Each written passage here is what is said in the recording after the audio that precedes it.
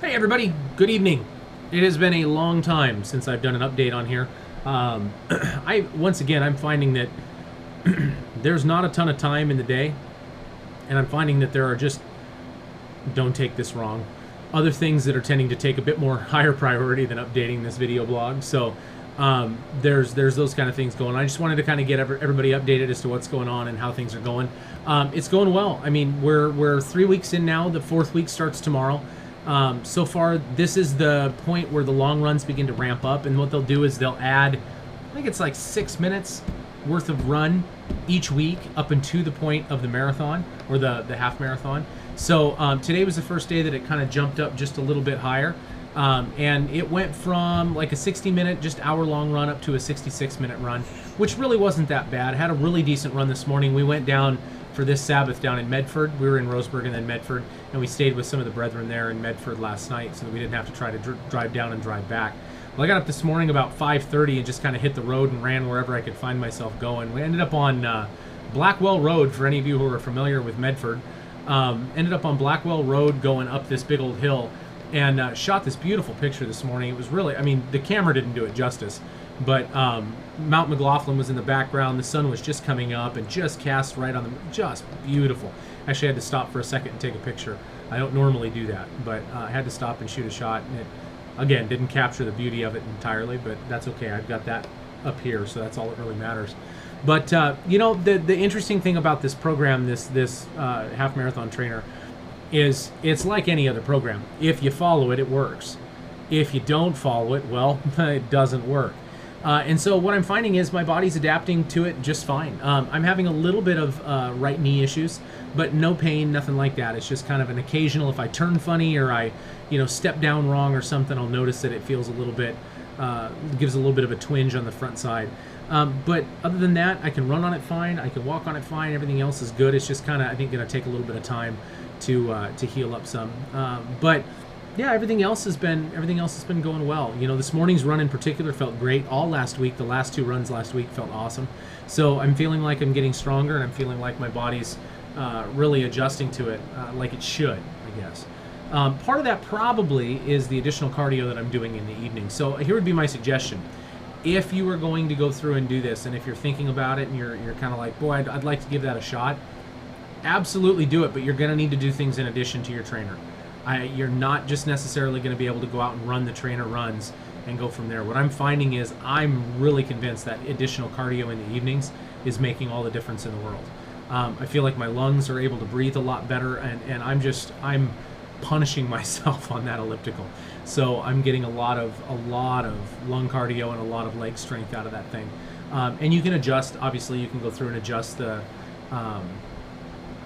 elevation gain on the elliptical and everything else, which really helps too. So I'm feeling like, to me, that's the real big difference at this point. But you just kind of keep following the program and just keep doing what you're doing. What I'm fighting now, and I think a lot of you that have done this sort of thing before, or maybe you're thinking about doing this sort of thing in the near future, this is the battle that you will face. You'll face the mental battle, and that honestly is so much more difficult than the physical battle. The physical battle, your body takes a beating and it recovers. You can push your body a lot farther than you think you can. It's a mental thing when your body says, oh, I can't do it anymore.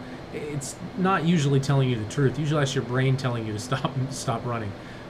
In which case, you can easily kind of shut that down for a couple times. Eventually it shuts itself down. It says, no, we're done. We're finished. But that's the battle I'm fighting right now. And I had a really nice piece of encouragement that came from a good friend of mine, Deanna Love, from down in the Eugene area, who is also a runner. She sent me, she just got done with a Butte-to-Butte half marathon. I think she's probably got one of these. But she sent this to me and said, hey, put this up somewhere where you can see it, each and every day. And I did. I put it right up here above my desk. Got it right here on the corner of my bulletin board next to a Fat Ben picture that I can look at and determine not to go back to. And it's kind of a nice little motivator to be able to look at that and say, okay, 13.1, that's, only twice what I did this morning. I did about 6.5 this morning. I only have to do that twice, and that's my half marathon. One slight difficulty that I found, I just talked to Laura Lovren at services yesterday in Medford, and she pointed out, she goes, I think you're nuts. And I go, what are you talking about? And she goes, well, I think you're crazy for trying to run a half marathon the day after Atonement. And I go, it's not the day after Atonement. She goes, yeah, Atonement's October 4th. For those of you that aren't aware, the Day of Atonement in our church, we do a 24-hour fast. That's food and water, starting Friday night at sundown to Saturday night at sundown. And sure enough, I took a look at it. Yeah, the half marathon is October 5th, the day after the Day of Atonement. Yeah, that's going to be fun. So carbo loading is going to have to happen Friday right before sundown, and I'm going to have to really carbo load and hope that some of that carb stays and refresh it somewhat Saturday night after sundown's over with at least something going into the race. So I don't know how I missed that, but oops. That one's going to be a I can do all things with Christ who strengthens me sort of deal. So prayers would be greatly appreciated as I am attempting to run 13 miles on a somewhat empty stomach on October 5th. But things are coming together. Feast plans are coming together. It's all starting to fall into place. And the only reason for the lack of updates on here is just I'm working this summer. I got a bunch of other stuff going on. This is really taking priority. From about 4 o'clock to 6 o'clock at night, I'm at the gym. And when I get home, it's like, it's family time, it's me time, it's time to kind of relax a little bit. And this is taking a back seat. And it probably, honestly, to be perfectly honest, will take a back seat. I mean, there's just no way around it. I'm not going to be able to keep up with the 3 updates a week kind of thing. You know, I think that worked really well when we were doing the juice fast because it was a day-to-day thing. And it could be like, hey, here's how I'm feeling today, here's how I'm feeling, you know, this thing. This is not really a day-to-day update kind of thing. This is maybe a once a week. This is maybe a once every, you know, maybe twice a week sort of an update.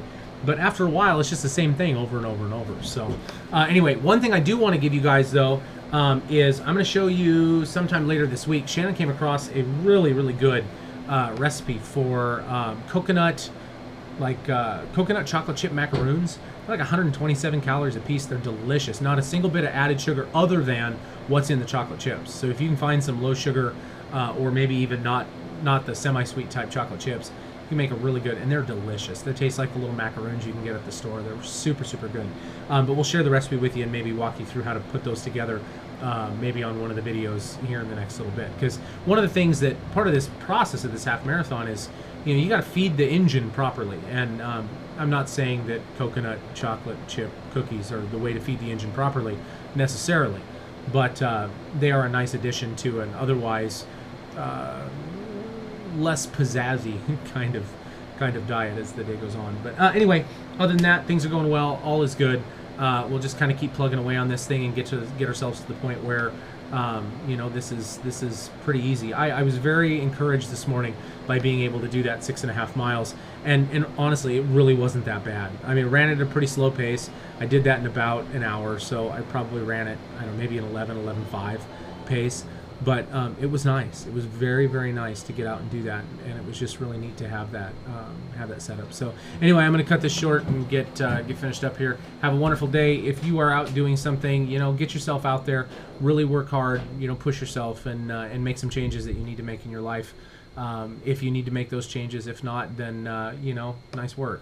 You've already made your changes. So I'm going to keep plugging away on mine, and I'll keep you updated periodically as we go. Thanks for listening. Take care.